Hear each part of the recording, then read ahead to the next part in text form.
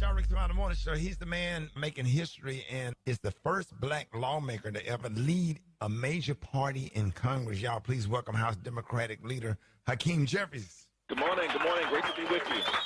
Hey, thank you. Man, thank you so much for coming on, especially during these trying times. There's a lot of stuff going on. Let's jump right into it. The United States is currently in the middle of a government shutdown and with the House notably out of session.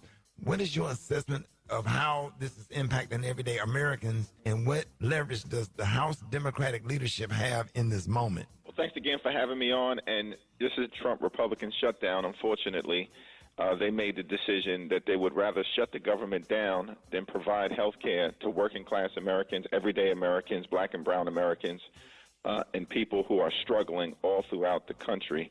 You know, our view as Democrats from the very beginning in the House and the Senate is that we want to find a bipartisan path to enacting a spending agreement that funds the government, but we want to make sure that that spending agreement actually makes life better for the American people, improves the quality of life of the American people, as opposed to hurting the American people.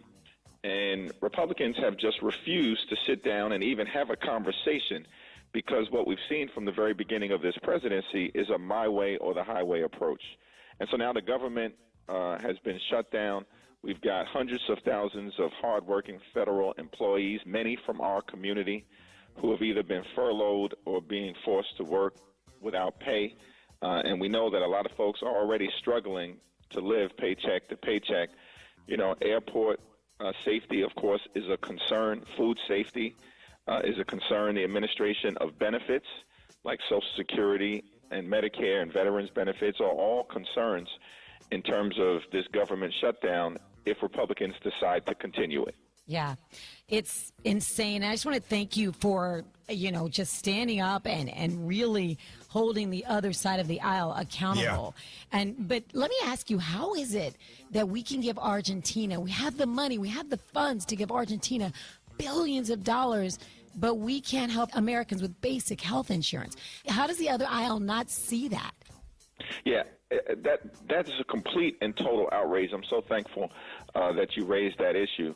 So what the American people, what our community needs to understand is that the Trump administration has been running a massive pay-to-play scheme from the very beginning of his presidency, and this is just another example where they're going to bail out Argentina. Have found $20 billion to bail out this right-wing wannabe dictator in Argentina who's a friend of Donald Trump, and some of the financiers connected to the administration in Argentina that are going to benefit from the bailout are also close former associates to the Trump Treasury Secretary. Yet, the Republicans don't seem to have any interest in spending a dime to extend the Affordable Care Act tax credits, which provide health insurance that's affordable for tens of millions of Americans. And because those tax credits are about to expire, we know people right now, as we speak, are receiving notices indicating that their premiums, their copays, and deductibles are about to skyrocket. In some cases, people are going to be forced to pay thousands of dollars more per year for the health insurance. That's not affordable. Some people are going to be facing medical bankruptcy. Other people are going to go without a doctor. And yet, the Trump administration, to date, has been unwilling to extend the Affordable Care Act tax credits. We've said that's unacceptable. And we're not going to support any partisan Republican spending bill that continues to gut the health care of the American people when we should be supporting the health care of the American people. Right. Oh, my goodness, that is so unacceptable. Some former government officials are warning that democracy is being tested in America right now. Do you agree? And what do you think it'll take to bring back trust in the system? Well, I certainly agree that democracy is being tested, and distrust in the system exists for a lot of reasons. One, I think the system has largely, for decades now, not been there to provide the type of support for everyday Americans and working class Americans and people, certainly hardworking taxpayers in our community, that when you work hard and play by the rules, at the end of the day, you should be able to provide a comfortable living for yourself and for your family. Or as I sometimes have said, live the good life. And that means good paying job, good housing, good health care, good education for your children, and a good retirement.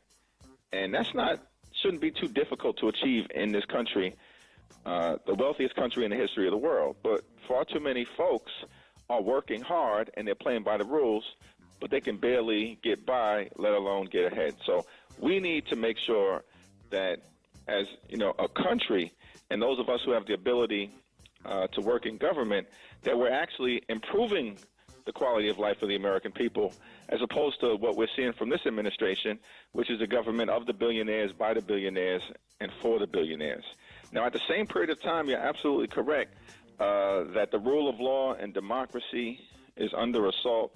We see Donald Trump and his administration, particularly the sycophants in the Department of Justice, it's the Department of Injustice under this administration, go after people like my friend and a great public servant, Attorney General Tish James. We, of course, are going to stand strongly behind her. She's a brilliant, patriotic, hardworking, principled, and ethical public servant. The charges against her will not survive. They have no basis in reality. But all of these things that we're seeing definitely are designed to erode the foundations of our democracy. I got to serve with the great John Lewis, and he would always say to us that, when you see injustice, when you see wrongdoing, you've got to just be prepared to show up and stand up and speak up for what you know is right, get into necessary trouble or good trouble, as he would often say. And, I think we're going to work hard to do our part in the Congress. We're going to push back aggressively against the administration and the extremism that they're unleashing on the American people in our community in the courts. But ultimately, in a democracy, it's important for the people to rise up and make sure that their voices are heard in a peaceful but firm way. Say that again, my brother. Yes, indeedy. Hey, stay right there. Don't go nowhere. We got to keep this conversation going on. We got more with Hakeem Jeffries coming up next on the Rickey Smiley Morning Show. All right, y'all, Rickey Smiley Morning Show. Please welcome House Democratic Leader Hakeem Jeffries. Good morning. Good morning. Great to be with you. Hey, thank you. Man, thank you so much for coming on. Let's jump right into it. Now, the White House recently suggested new rules that could affect funding for colleges and HBCUs. How could that impact students, and what can be done to make sure that the schools keep their independence? My parents are both HBCU graduates. They met at Central State in Ohio, and that foundation that they provided is consistent with what millions of people, families, African-American families, have been able to experience. And so we've got to keep that alive. And now, of course, as you indicated, that's being threatened in different ways. That's part of why we as Democrats have to continue to fight to make sure that when we reach a spending agreement here in Washington, that it actually is a spending agreement that provides the types of support for institutions that benefit the American people, and that we hold the administration accountable for actually spending the money in ways that are consistent with, congressional directives, as opposed to what we've seen from this administration, which is they just ignoring statutes and doing what they want. And that's part of what we've been making clear in the context of this shutdown situation, which is that Congress has the power of the purse. And when Congress decides how funding should be spent, then the money needs to be spent in that way. And the administration, there are no kings in this country. And, I think we're going to have to just continue to hold firm as Democrats. And my promise to you all is that we will. It's interesting because during his first presidency, he bragged about how much money he was giving to HBCUs when he thought he needed HBCUs. But we digress.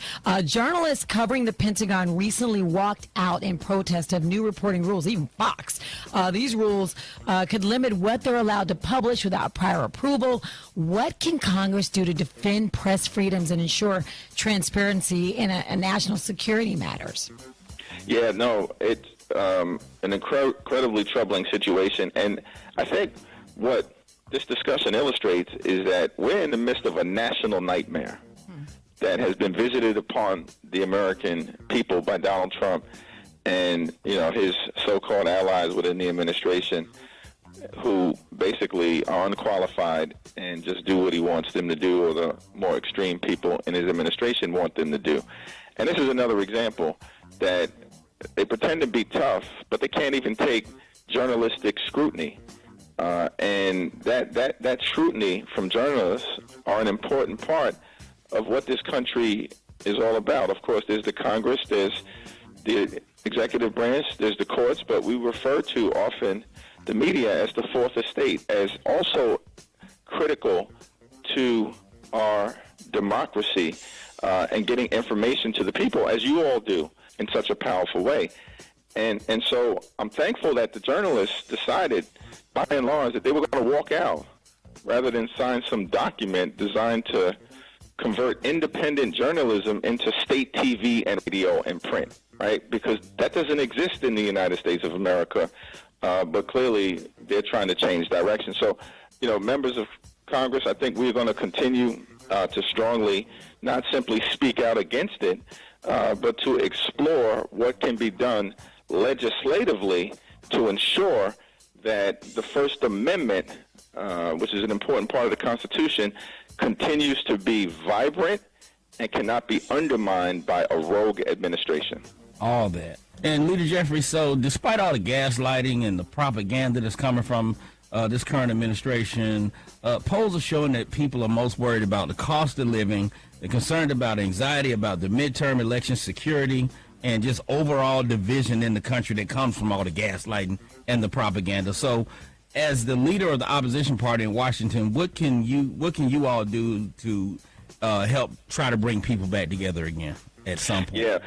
Well, this country definitely needs leadership that brings people together as opposed to tearing folks apart, that moves the country forward as opposed to what we're seeing from these extremists, which is that they want to turn back the clock and erase our history and try to create a different version of America than the one that we all are working toward. Not a perfect country, but America has always been on a march toward a more perfect union. And you are absolutely correct. The high cost of living is out of control. America's too expensive. And Donald Trump and Republicans actually promised to lower costs on day one. But costs haven't gone down. Costs are going up. The Trump tariffs are making life more expensive. Grocery prices out of control. Housing costs out of control. Electricity bills skyrocketing. And now, because of the Republican refusal to extend the Affordable Care Act tax credits, health insurance premiums are about to increase in ways that are going to make access to a doctor unaffordable for a lot of folks. And on top of that, because of their one big ugly bill that Republicans passed a few months ago that hurt everyday Americans while rewarding their billionaire donors, they enacted the largest cut to Medicaid in American history. And that's going to affect children all across the country and in our community, where about 50% of black children in this country get their health insurance from Medicaid. And so, part of what we've made clear in the context of the moment that we find ourselves in is that, yes, we want to reopen the government. Yes, we want to make sure we stand up for hardworking federal employees. Yes, we want to enact a spending agreement that actually improves the quality of life for the American people, but we also have to decisively address the Republican health care crisis because it's hurting people. And we're going to work hard to continue to bring people together, to bring that American dream to life, to make sure in this country you work hard, you play by the rules, you should be able to live the good life. Absolutely, and we are watching, and we are definitely proud of you, and we appreciate you, ladies and gentlemen. Representative Jeffries, thank you so much for taking time to give us a call this morning, and we look forward to having you again soon. Come on, y'all, ladies and gentlemen, a big round of applause. Hakeem Jeffries. Thank you all. Yes, sir. More Rickey Smiley Morning Show coming up.